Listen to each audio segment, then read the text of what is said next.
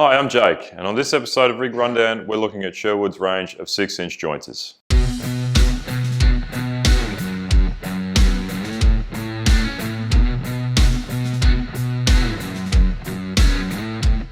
I'll start off by saying that a jointer is really your first step on the way to a more professional setup. It's always helpful to have a space-saving option like a combination machine, but it's much more helpful when you can go from one machine to the other. I've also got an extra set of blades that take longer to go blunt. You'll notice that I've got two machines here beside me. What I'll do first is take you through the similarities, what these machines have in common, and then I'll show you what is unique to each of them.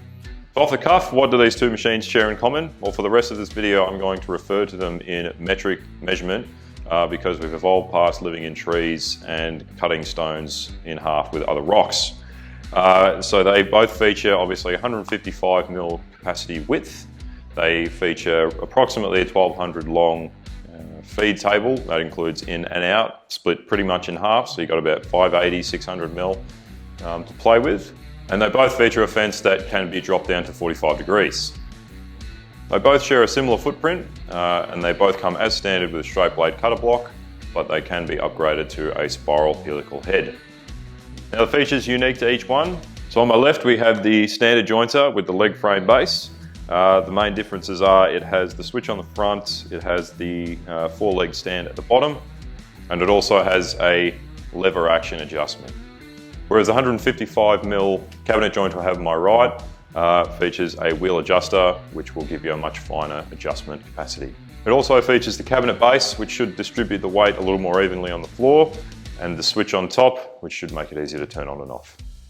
Motor-wise, they're exactly the same. They are a 240 volts, 10 amp plug.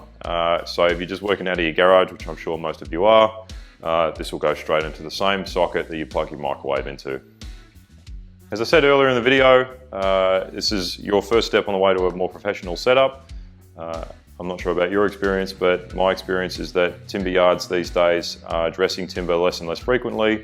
It seems that all the old wood machinists are retiring and there's no one else to fill their shoes.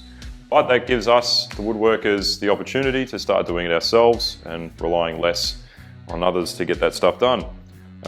Obviously the idea of a jointer is to get your timber down flat and square on one edge, and these are a great way to get that started.